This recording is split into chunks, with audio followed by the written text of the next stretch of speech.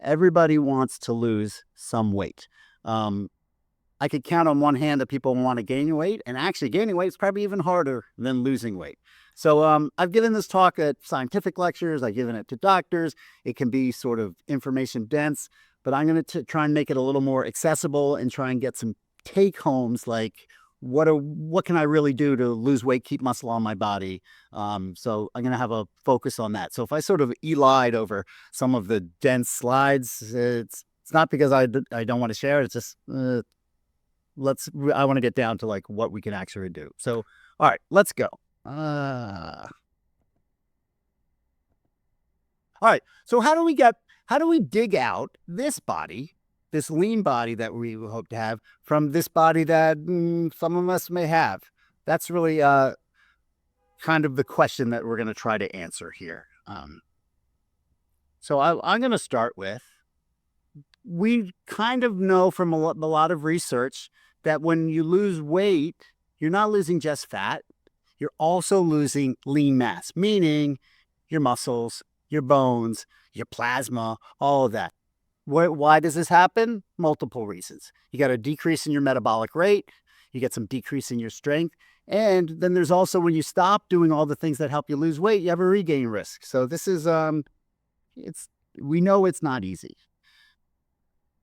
So I think of the GLPs, I think of the two-toast problem.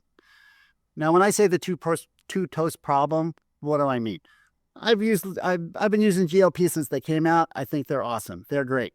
But, I had one older guy who came in and, he lost some weight. He didn't look super healthy, but he was really happy. And, I took a dietary history and I'm like, what's going on? He said, oh, doc, I love these things. I'm losing so much weight. It's so awesome. And with the diet history, it's like, well, what do you have for breakfast? You're like, well, before I would have 2 pieces of toast and a cup of black coffee. And now, since I'm on the GLPs, I have 1 piece of toast and a cup of coffee. I'm like, okay, great.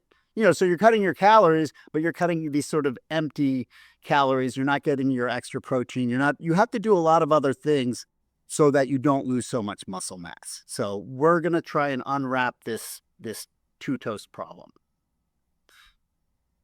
Let's talk about how we measure body mass. One of the big things we've heard of is body mass index. Body mass index, it's great. Oh, it's great, or it doesn't work if you have too many muscles. And then it means, it's useless. It's not useful. It is super useful in the sense that it's used to define problematic weight. But it's really, it's a population tool. So the body mass index, it's weight over meter squared, kilograms over meter squared, and it's a tool to get a sense of what a patient's body composition is. I think it's really important to define the body mass index as an epidemiological tool.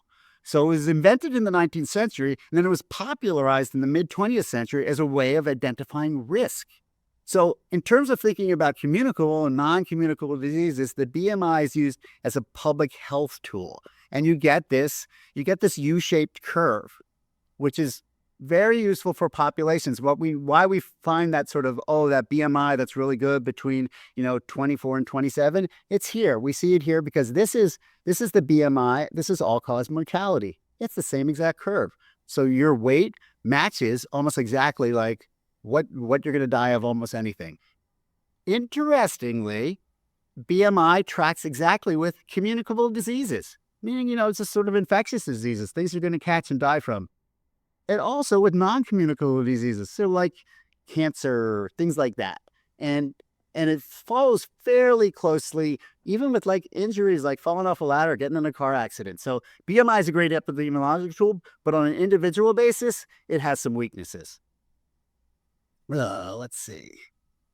So we like to sort of think of sort of a two compartment model. You have a fat model and the fat-free mass. It's sort of the easiest way to do it. You can break it down by molecules and minerals and fat and extracellular fluid and blood and bone and blah, blah, blah. But this is the easiest, the 2-compartment model. These are different ways of measuring it. I'm not going to go through all these trials, but they can dip you in a tank, put you underwater and figure out how much your fat is. There's DEXA, which is what they also use to measure bone density. You can also measure fat and free mass with that. bioimpedance, you'll see those scales. You can buy them at home. All of these things are pretty good. And if someone wants to get one of these bioimpedance, like little step on them and put your feet on, is it exactly right? No. Will it follow a trend of your weight loss? Yeah. If you drink too much, seltzer the night before, it's going to make you different. We know that. If we want to get super accurate, which we won't do, you could use an MRI. An MRI is sort of really interesting because what you'll notice here, you've probably heard of it, the visceral fat, the bad fat. This is the fat that wraps your organs. This is the estrogenic, making estrogen fat, raising your inflammatory level. And then this is the yellow fat right under your skin. So what's bad? What's dangerous for you? The visceral fat. What's not a big deal is your under the skin fat. This is the one that everyone uses, and you get liposuction, and you can get a little skinnier, but you're no healthier. When you lose weight the right way, and when you lose it with diet, and especially when you do it with GLPs, you lose a lot of visceral fat. So the protuberant abdomen becomes less. The kind of heaviness around the hips becomes less. The sort of subcutaneous fat doesn't change quite as rapidly. It can, that's the whole Ozempic face, and where you get that kind of collapse, because in your face, you have a lot of this just subcutaneous fat, not the visceral fat. But this is the bad boy. That's who we want to get to. This one is kind of neat too. There's different types of obesity.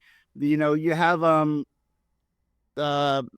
these cartoons sort of show all obesity is not the same. So MHO, it's metabolically healthy obesity. So you can be a little healthy, but metabolically you're doing pretty well. This is sort of fit and fat, and some people have been espousing it as if it's good. Is it better than you can be metabolically unhealthy and skinny, which is just as bad as being metabolically unhealthy and obese? That's the number one. That's the worst one. And this is some kind of lipodystrophy. Those are more specific types of body types. Let's go here.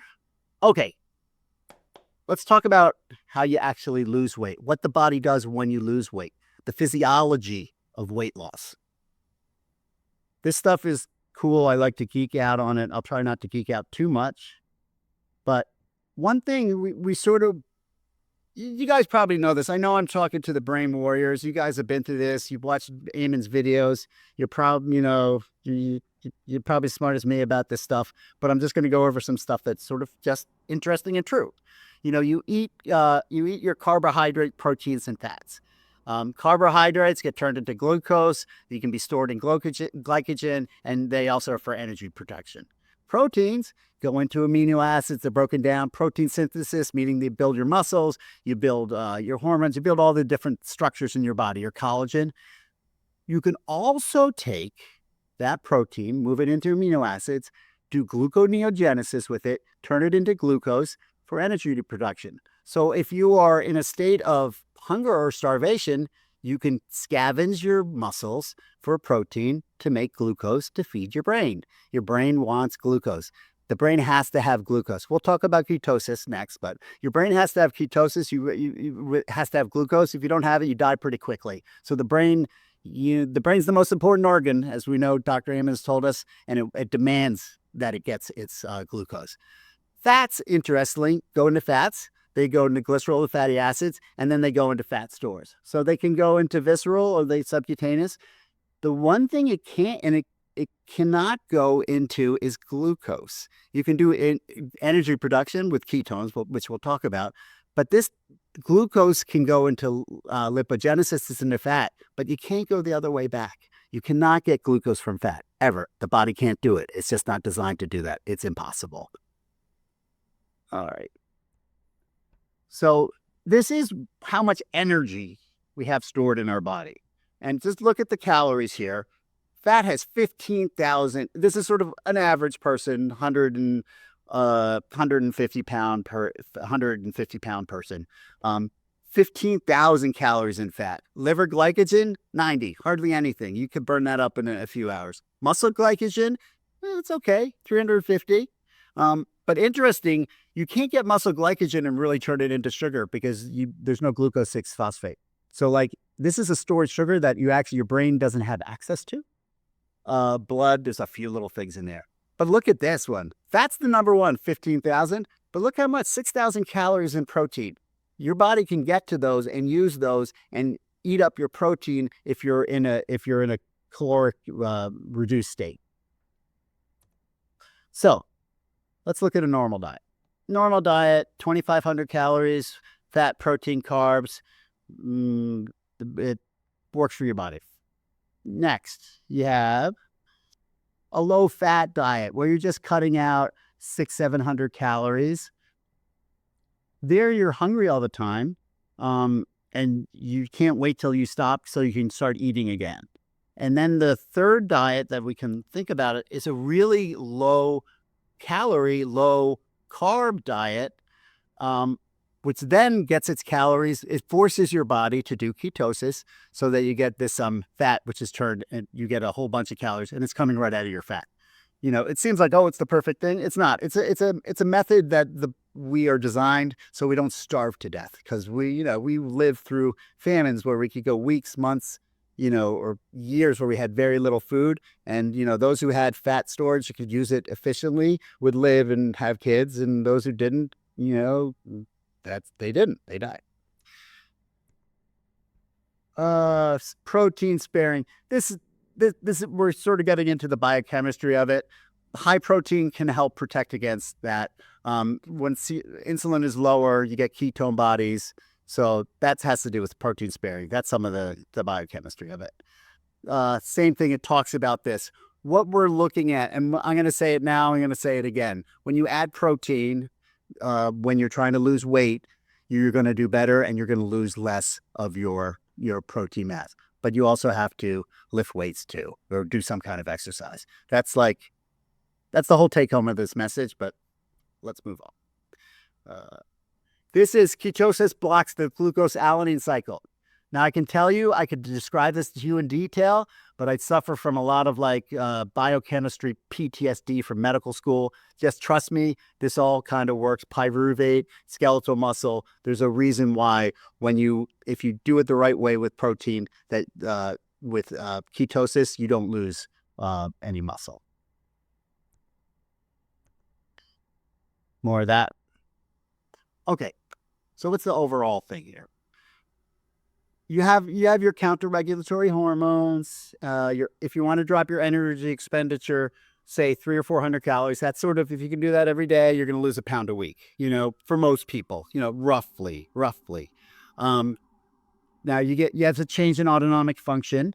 Now your energy intake goes down, but you get hungrier. That's the way the body works. And it's not just one simple way. The body is desperate to add calories. It's very hard to trick your body into not being hungry, except when you use these GLPs. GLPs are a natural part of our body, but when we add excess of them, and exogenous from the outside, that this can curb that hunger, so that we now have a tool that works really quite well to stop that desire to eat while we're still trying to lose weight, as long as we do it in a responsible way, as long as we add the right protein, do the right exercise, make sure we're getting our micronutrients, not, so that we're not just eating one less piece of toast, so that we're adding the things that we need during that time when we lose weight. And then there's a big change in the neuroendocrine hormones. The metabolic gap doesn't abate over time. It just means that when you're hungry, it just doesn't ever go away unless you do something like with a GLP. The body is always prepared for this. Okay, so when you lose weight, how does it affect the body composition? All right. And I did, I got a spoiler here. For the most part, when you lose weight, you're going to lose both fat and muscle. Not completely true. And that's sort of, part of my take home and the tricks for that. But it happens, in most weight loss, especially when we study it. This is kind of a cool slide. It's a theoretical slide, in a way, but it's based on research that's been done. what we do is here take a body and say it's half fat and then half fat-free mass. And half of that fat-free mass is skeletal muscle. So that's our starting point, 50, 50, 50, 25, 25. If you just diet, your fat mass goes down a bit, the fat-free mass goes down a bit, and the muscle stays, it goes down a little, but not, it actually can go up a little bit. This is, again, theoretical. But when you do diet and you add protein, you actually can increase your skeletal muscle mass. Your fat mass goes down. And if you do diet and exercise, that decreases a lot of your fat mass as well, and your fat-free mass can go up. What we see then, what's really kind of cool, is when we use a GLP, something like semaglutide, which is Wegovy, or tirzepatide, which is Mounjaro. What you'll see is this is the fat-free mass. When you use something like Wegovy, semaglutide, you can have a reduction. Well, come back to me. Okay, you can have a reduction here from that. It gets less here, and also with your fat-free mass. And it's even better with Mounjaro. Interestingly, I know a lot of people talk about Retta. Retta's the next one. Retta's a triple agonist. It's super great. It's going to change the world. Maybe. I don't know. I think it's pretty good. It's in stage 3 trials. Are people buying it on the internet and using it? Yeah. Do I think that's a great idea? You got to be careful. Who knows who's making it? The thing is, we know, like Wegovy and tirzepatide, those are peptides. Those are peptides. They just know exactly how they're making them, and they know exactly the peptide you're getting, and they are delivered in a very safe way after studying them with thousands of people, so that they kind of know how they're going to work. We have a lot of other peptides, which were maybe tried in some rats or maybe tried in 5 or 10 people, and good luck and God bless. But it's a little bit Wild West, So we can talk about it at the end. Everyone's got an opinion on peptides, which is great because I think it's interesting. All right, what else do we got here? This is kind of cool. This is showing how much weight. This is sort of a general look at weight loss, and this looks at various studies. Very low calorie diet.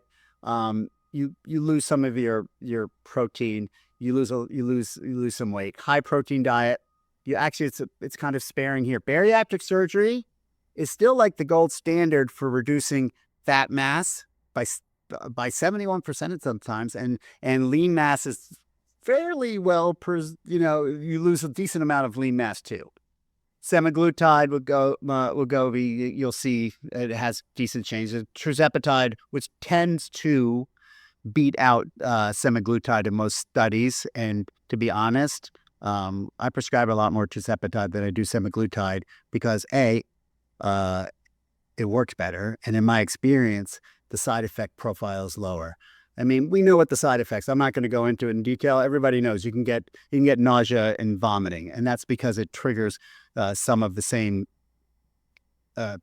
things that make you want to stop eating. Nausea and vomiting is a way to stop eating. If you think about it can be protective. Some people say, oh, it's like a toxin. I don't know if it's a toxin, but it's something more like hyperemesis gravidarum, like when pregnant ladies don't want to eat and they vomit all the time. It's protective, And what's interesting, the women who get worse hyperemesis during pregnancy tend to have healthier babies. So it's protective, and it's protective so pregnant women won't eat rotten fish or certain smells make them really sick. The body's a lot smarter than us, and it's been around a lot longer than our thinking brain, So, but take-home messages: bariatric surgery works really fabulously, but it's permanent, and it's a big surgery, and you can die when you get the surgery. So it's not nothing. This one's kind of cool. You don't have to memorize this. It won't be on the test. This is not people. This is mice. These are rats, people. These are rats. But what we're looking at is how much fat-free mass is lost when the people are on a GLP agent. And this is when they were, throwing spaghetti at the wall, all kinds of different GLPs. And there's always a loss of fat-free mass. But what's interesting there's like one, two, there's 3 studies, again, rats, where people actually gained muscle when they were on certain LGP. And it says these are different rats, different genetics, different feeds, all kinds of things. But it gives us the sense that it's not inevitable that we're going to lose protein, that we're going to lose muscle mass. It's possible, it's more likely that we will, but not inevitable.